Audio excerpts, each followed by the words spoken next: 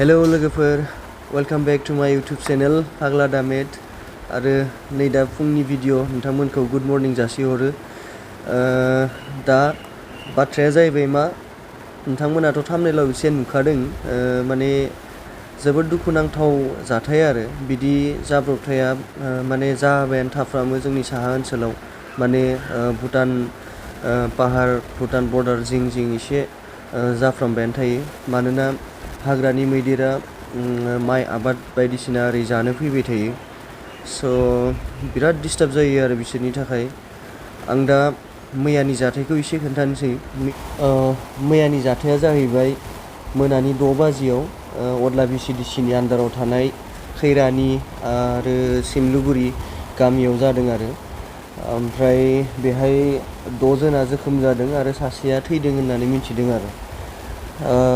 बिनि 6 जननिनो सानैखौ जेनेबा मेडिकेलाव लांनाय जादों, एसे सिरियास जादों होननानै।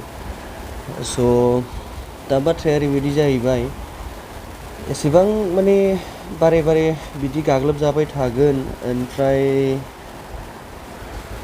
माने जिउबो खहा खालामबाय थानांगोन, बेनि थाखाय माबाफोर राहा लामा गैया नामा? दिनैथ' बे बोसोरावल' नङा, मोनफ्रोमबो बोसोरावनो जेनेबा सोरबा नङा सोरबा सासेनि जिउ गोमानांगौ जाबाय थायो। जोंनि बिटिआर ओनसोलनि जेनेबा भुटान पाहारनि जिं जिं जेनेबा बर्डारखौनो होनना बुंनांगोन। हाग्रानि मैदेरा फैयो आरो माइ आबाद मावनायखौ गाग्लियो बा थालिर बिफां सेफायलाङो, न' सेफायलाङो, लोगोसेनो बिदिनो जिउखौबो खोमालाङो।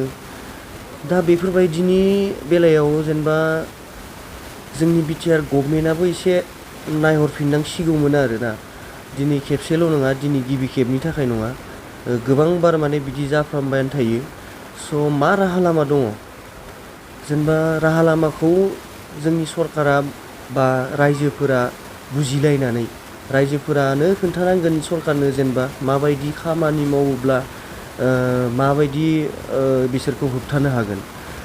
बेफोरखौ गासैखौबो रायलायलायनानै जेनेबा बिदि जिउ खोमानायखौ जेन माने बासायनो हायो, बिदि राहा लामा लानायखौ आं जेनेबा हास्थायो आरो। आंथ' जेनेबा ओरैनो सासे फिसा इउटुबार हिसाबै माने आं गोसोजों माने दुखु मोननानै बेखिनि बाथ्राखौ आरो बुंदों आरो दिनै।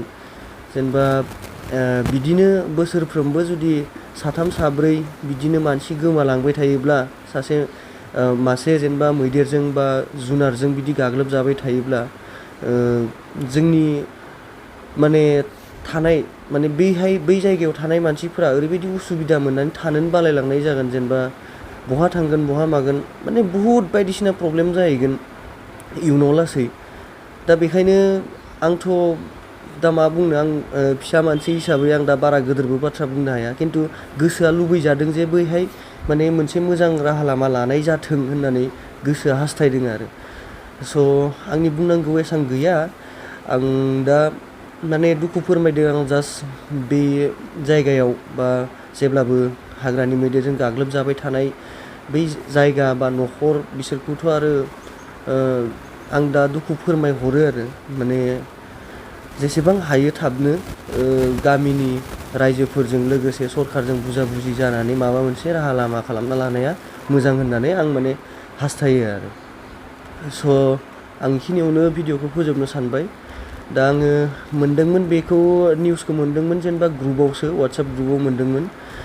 बाट आं ओरै डाइरेक्ट जायगायाव थांनानै बे माबाखौ जाथायखौ मिथियाखै, ओंखायनो आं फुल डिटेल्स होनो हायाखै। स' आं जास्ट टाइमखौ मिथिगौ, ओमफ्राय खैजोन थैदों आरो खैजोन जखम जादों बेखिनिखौल'सो मिथिगौ, ओमफ्राय जायगाखौ मिथिगौ।